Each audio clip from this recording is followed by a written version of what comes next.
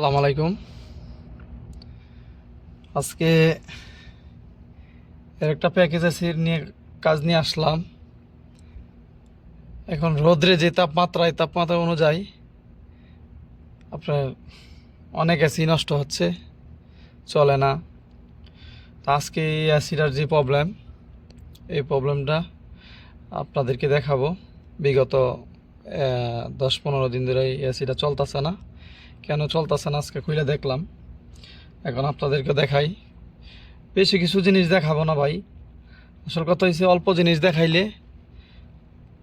অল্পতে বোঝা যায়, বেশি জিনিস দেখাইলে কোনো কিছুই বোঝা যায় না। তো এটার মেন যে রোগটা হয়েছে, এই রোগটা যদি আমি আপনাদেরকে দেখাই তাহলে আপনারাও বুঝতে পারবেন যে এটার এই রোগ হয়েছে বা এটার কারণে এটা চলে নাই। আমি আপনাদেরকে হালকা একটু বোঝাইতে চেষ্টা করব। তো আপনারা যারা আমার চ্যানেল নতুন, অবশ্যই আমার চ্যানেলটাকে সাবস্ক্রাইব করবেন। ভাই প্রচুর পরিমাণ গরম সৌদি আরবে, ঠিক আছে? আমার মাথায় যেটা দেখতেছেন এটা দেখে হাসছেন না, এইটা হচ্ছে একটা পাতলা, ঠিক আছে? তো এই প্যাকেজের সেটা কী সমস্যা আমি এখন আপনাদেরকে দেখাচ্ছি। আপনারা দেখেন, কেউ ভিডিওটা টাইনা দেখবেন না। ভিডিওটা টাইনা দেখলে টানার ক্ষেত্রে কোনো কিছু বুঝবেন না, কি কিছু বুঝছেন? তো এখন দেখাবো এই জিনিসটাই আপনাদেরকে। এই যে একটা জিনিস দেখতেছেন, এই জিনিসটা হচ্ছে এখানে যে 3টা লাইন দেখেন, 3 ফেজ। এই 2টা কন্ট্রাক্টের থেকে 3টা লাইন আসছে, 3 ফেজের লাইন এটার ভিতরে ঢুকছে। এখন এটার থেকে দেখেন এখানে আবার 12 ভোল্ট বাইর হয়েছে, এখান থেকে 12 ভোল্ট বাইর হয়েছে। এই 12 ভোল্ট দেখেন, এটা একটা ট্রান্সফরমার। 20 ভোল্ট 220, এটার ভিতরে 220 ভোল্ট ঢুকছে, 220 ঢুকছে, বের হয়েছে 12 ভোল্ট। অতএব এখান থেকে আবার এটার থেকে 3 ফেজ ঢুকছে, লাইন 1, লাইন 2, লাইন 3, বের হয়েছে 12 ভোল্ট।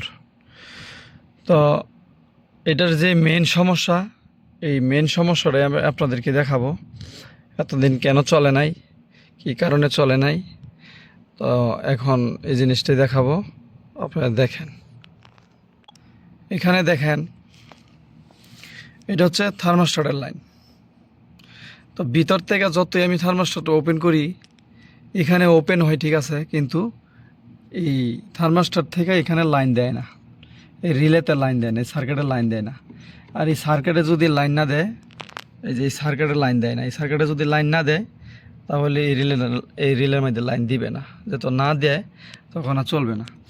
আসল কথা হচ্ছে সর্বপ্রথম যে ব্লোয়ারটা আছে, ব্লোয়ার মোটরই ওপেন হয় না।